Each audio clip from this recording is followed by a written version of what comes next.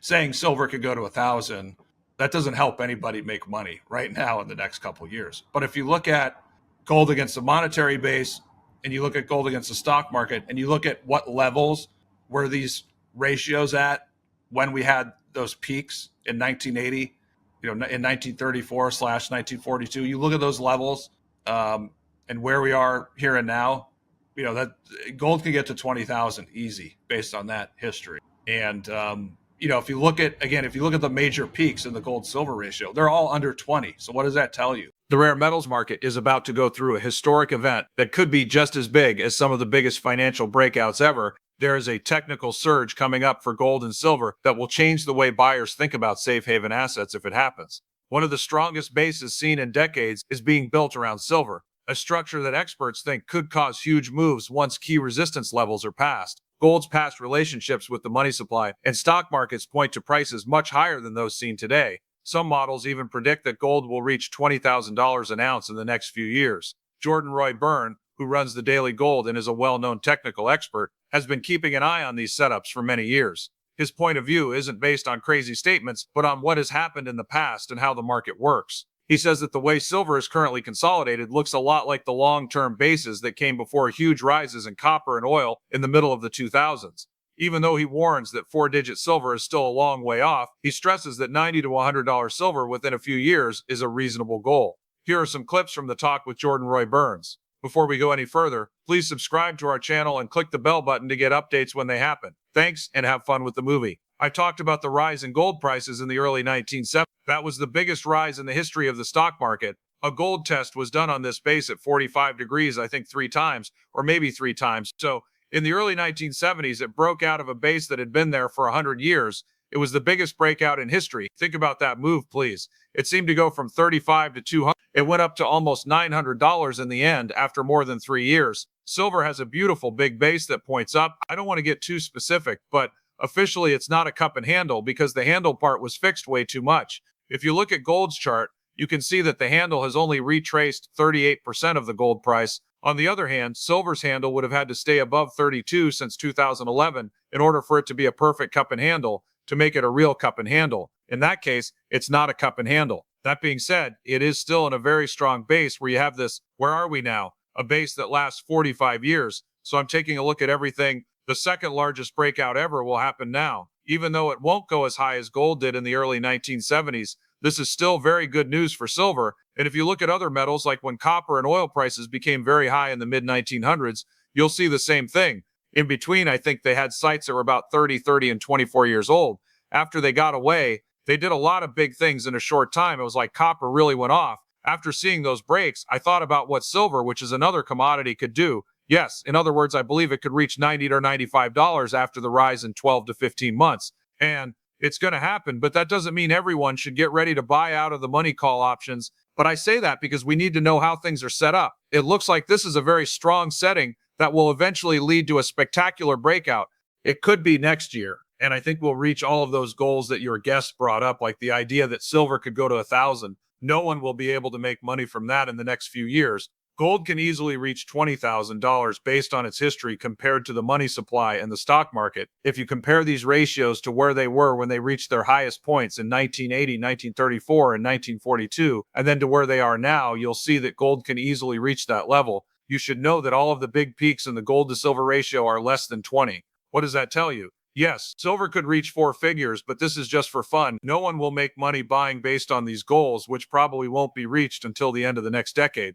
Again, though, I like to think about the next 2 or 3 years. So yes, silver does have that set up. It will really go crazy if it breaks 50. We're getting pretty close to that point, you know. It's had to get past a lot of pushback, 26, 28, just like silver has in the past year. It's running into less and less pushback now. At 42,141.42, there is some pushback. That's where we might stop for a while. We'll probably stop at 50 for a while. As a technical expert, though, I think this is set up for the second biggest breakout ever. So in the next couple of years, we could really be looking at $100 silver.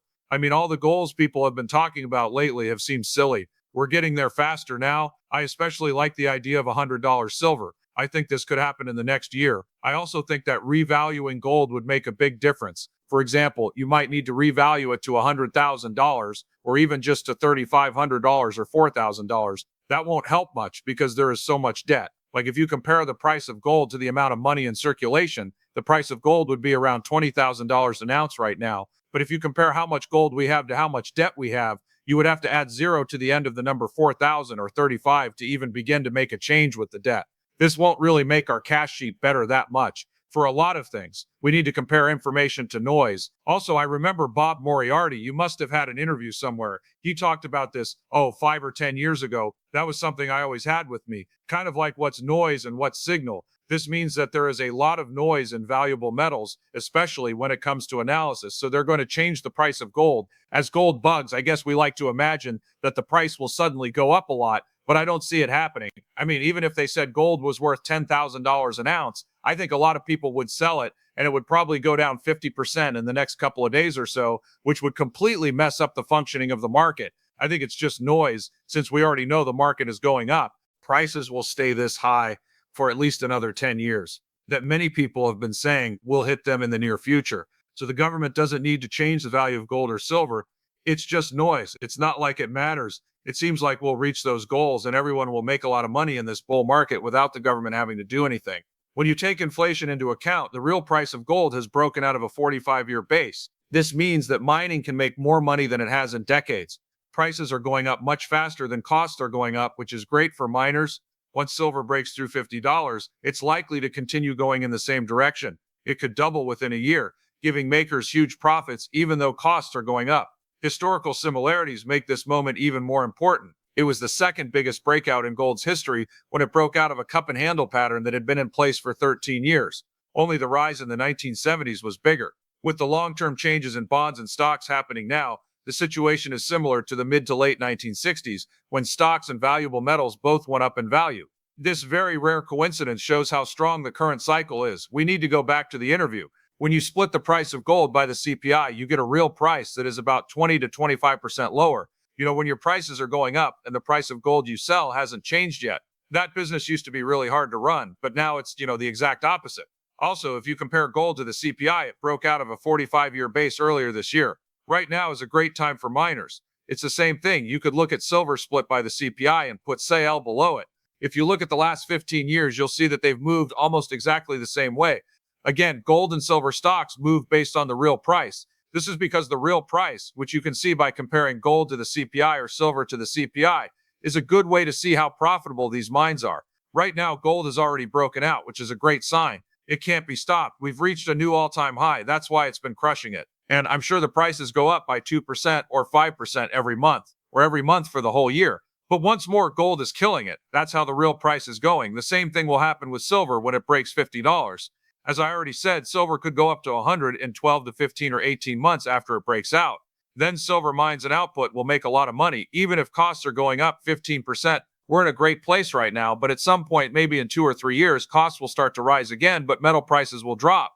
That's when stocks won't do as well. That will happen at some point. However, at least for now, and most likely for the next 12 to 18 months, things are great for the miners right now. Gold and silver prices will keep going up because that's how they really are. Costs are going to keep going up, but they will keep beating those costs. Going back to 1964, gold stocks broke out of a 37-year base. It was a spectacular breakout that led to great success from 1960 to 1980. But I think what happened with gold stocks in the 1960s is a lot like what happened with gold last year. It broke out of this very strong 13-year cup and handle pattern in March 2024. It was the second biggest breakout in gold's history. The first was in 1972, and it was the biggest breakout in 100 years. It's time to remember the Civil War. You can see how important that split was when you look at that much data. And just now, there was the second biggest rise in the history of gold. So if we look at what's going on with rare metals and the bond market, it's a lot like the mid-1960s.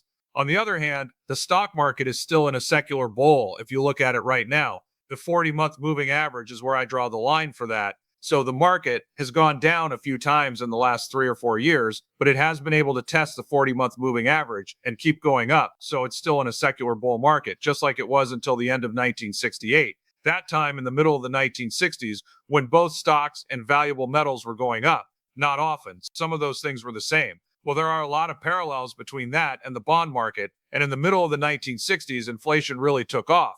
This means that from 1965 to 1968, prices did go up, but they didn't really get bad until the 1970s. So that means we're a lot alike to the middle to end of the 1960s. One more thing about 2008. If you look at rare metals bull markets, there was that big drop in the middle of them. So you had 2008 in all metals of value from 1975 to 1976. You had the same thing. So if we look at the last two markets, we'd say that there will be two really strong legs and maybe a nasty bear market in the middle. This is because the rare metals bull market just started. We just got out of the cup and handle style though, and there are many other reasons. Like if you look at other charts, I don't want to bore you by going over all of them, but if you look at those charts, at least the real gold price, like if you look at gold against the monetary base, gold against the stock market, the ETF flows, or gold divided by the stock market, you can see that the gold price is still high. You can also see the percentage of capital that is in gold, or in gold ETFs. It's less than 2% right now. In 2008, that 8%.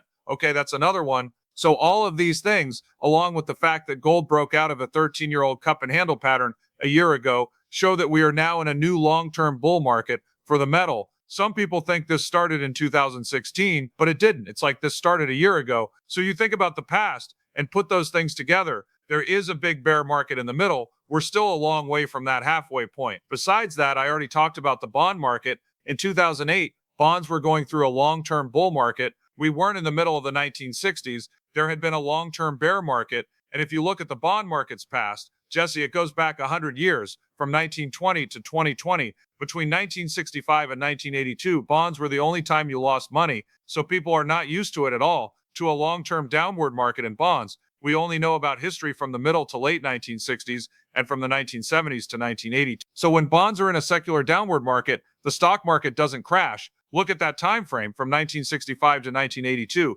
The worst bear market was from 1974 to 1975 with a 48% drop. That being said, there are usually three parts to a bear market, but the crash is in the middle. People don't even know you're in a bear in the first part. Then there's the recognition move, the crash, or the faster downside move. Then everyone thinks, holy crap, we know this is a bad bear market. After that, you might have one more leg down before it's over. But the two worst bear markets from 1965 to 1982 were from 68 to 70 and then from 74 to 75.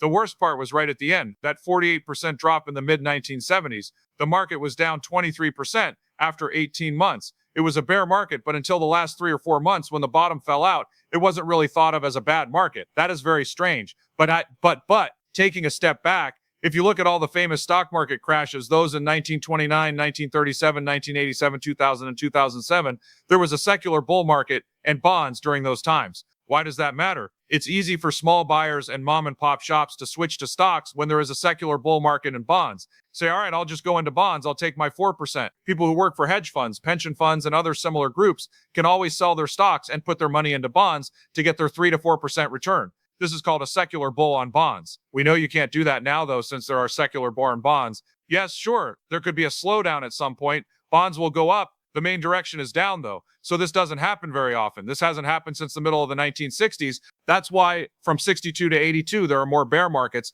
but fewer crashes during that time. That's not the same as 29 to 37 from 2000 to 2011. During those long-term bear markets, we had the two big ones. But again, from 65 to 82 or 62 to 82, there were about 8 bear markets or drops of 20% or more. There was a 66 and you could get 62. Then there were 68 to 70. The third one was next. Then there was 1978. You had then 80. During that whole time, there were a lot of bear markets, but not many crashes. And since 2018, we've had almost a dozen of 20% drops, but no crashes. Yes, there are a lot of reasons that point to that. The last and most important reason is that I have this sign that I made that compares gold to the 60-40 portfolio. I hope I can explain this because it is a little hard to explain. That's gold versus 60% stocks and 40% bonds. If gold or other precious metals are in a precious metals bull market, money is moving out of stocks and bonds and into gold. This sign also broke out of a base in the early 1972. It broke out and then went up sharply. In 2002, it did the same thing. It broke out of a downtrend and went above the long-term moving averages. So those points really showed that, yes, a new bull market in rare metals was about to begin. Taking a step back and looking at the bigger picture shows that valuable metals are not just reacting to short-term events, but they show a much bigger change in the way the world's banking system works. Gold and silver are doing well because of long-term factors that aren't affected by daily market noise. These include people losing faith in paper currencies, the bond market becoming less stable, and people looking for safe places to keep their money that can handle systemic risk. These forces are what make metals keep breaking out of multi-decade lows. Mining stocks start making a lot of money, and momentum is just starting to build. It is based on similarities in the past and is strengthened by the fact that debt is rising, inflation is rising, and capital flows are changing. As soon as investors understand this background, they will be able to gain from both price growth and one of the strongest wealth cycles in modern times. Check out this movie, like it, and let me know what you think in the comments if you found this analysis useful. With your help, we can keep giving you information about gold, silver, and how the economy is changing.